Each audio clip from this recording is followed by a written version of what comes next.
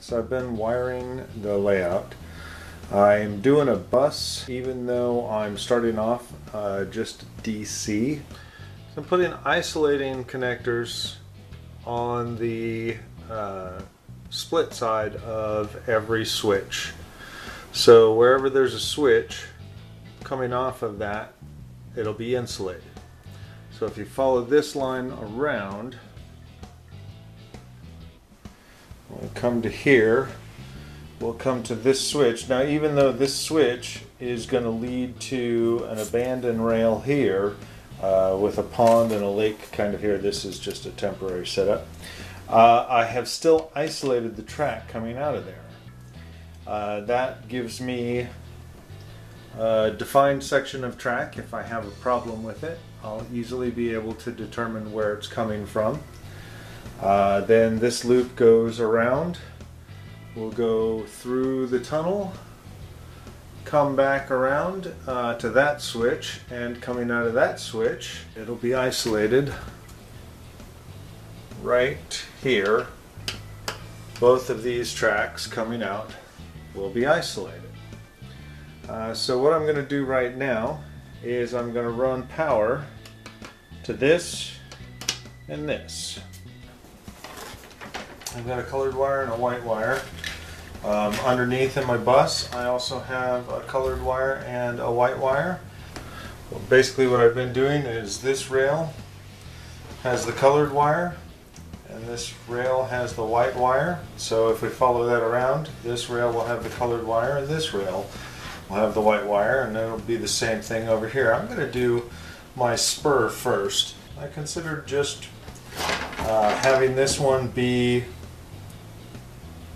powered through the switch, but I figured I will power each individual track off of its own. Anything that comes out of the switch is not powered except for the yard, but that's a different place. Alright, so what I'm doing here, this is just foam. There's nothing underneath it except foam. It's an 1.5 inch thick. This is a 2-inch long pin. Poke a hole right there.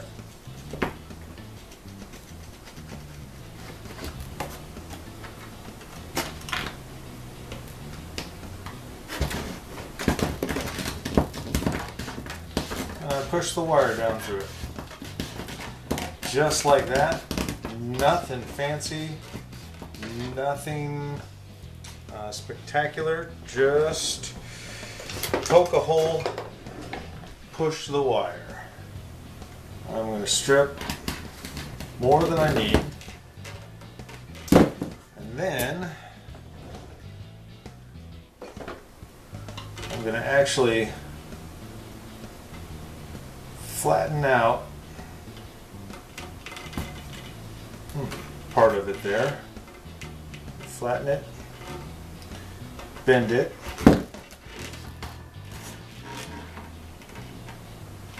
cut it so I have just a little tab sticking out, and then I'm going to pull this through and set it up so that that tab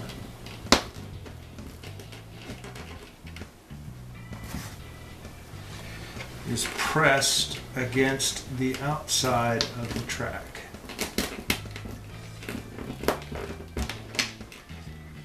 Oops. Just like that.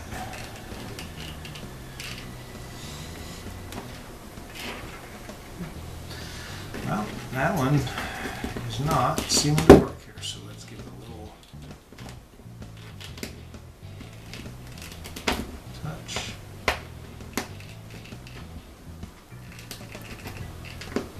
It's always better when these things don't work out exactly how you plan, so that the people watching know that things don't always work out the way that you plan.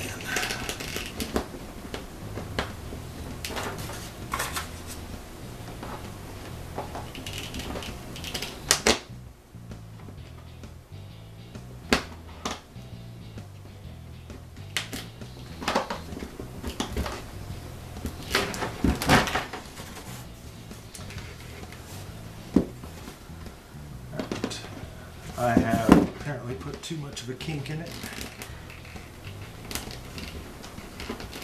There we go. So I want it to have enough of a kink that it's pushed up against the edge there, but not so much that I can't get it past the edge. So make another hole over here.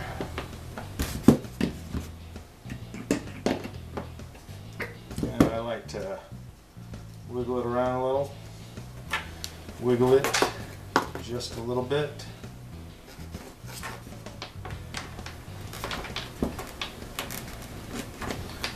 Makes it easier to get the wire started. Yep. So I've done that. I didn't wiggle it enough.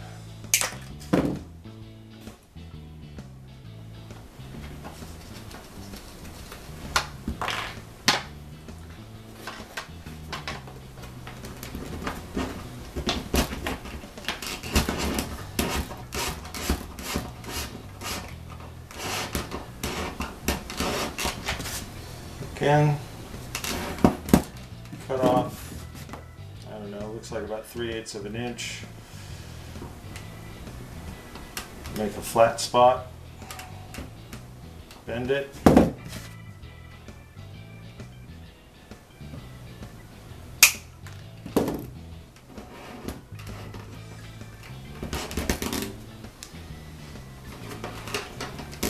Pull it through.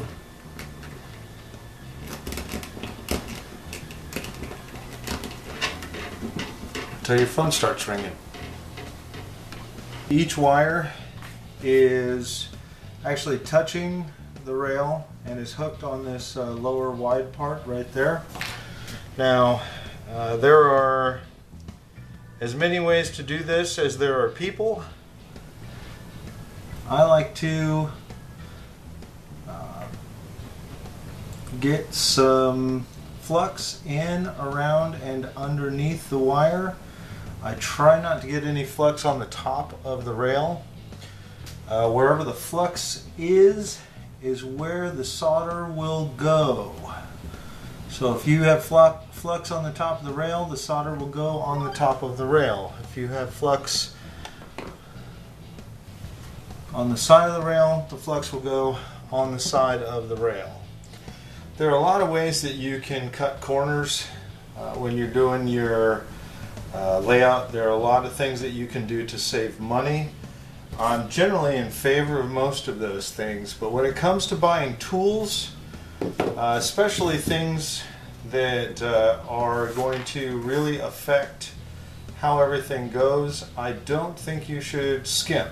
I think you should buy the best tools that you can. The best tools that you can afford are the tools that you should buy. This is a gas-powered soldering iron. It heats up really quickly. I don't have a cord. Sets run for a good weller. You can pick one up, just a base one without a lot of tips and attachments, for probably $35, maybe a little bit more. $50 will get you a nice set with a bunch of different tips that you can use for different applications. I like this.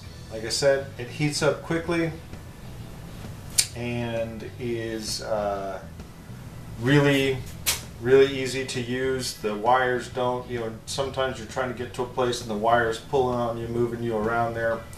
Never fun.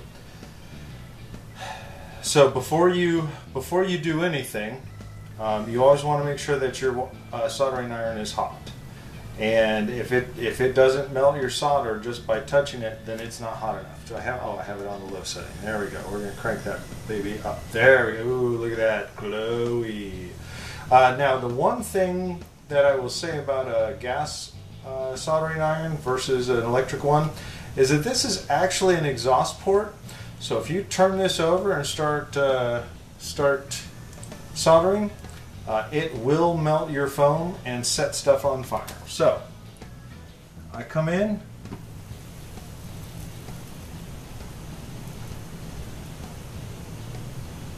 boom, just wherever that, what do you call it, wherever the flux is, that's where the solder goes. And if you hear a little sizzle, that is the flux fluxing. Alright, so now one of the things you can do is, I got a little on the top there, so you can straighten it out. And that's it, it's just boom, boom. Now, I think I'm going to zoom in here. You can see that even with that intense heat, I didn't melt any of the rails. The ties are still good. So that's, oops, that's what you're looking for. You're looking to get the solder, get it nice and shiny, and not melt your ties. And it goes really quickly, and I can feel, like this one I did pretty good. This one I got a little bit too much soldering, got some solder on the top of there. Take some medium grit sandpaper.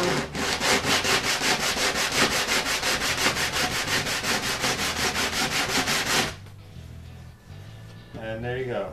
Smooth like a baby's bottom. And now that track will be powered. Everything will be good to go. If you don't use flux, it will take you a long time to heat up all of the components, which will probably melt your ties. That's how I solder my feeder wires to my track. I've got one more to do over here. I'm going to pull you back here. We're going to take a little bit of an overview now. We have the track in for the bottom part. This is all going to be, this track back here is going to be inaccessible. It's going to be completely covered.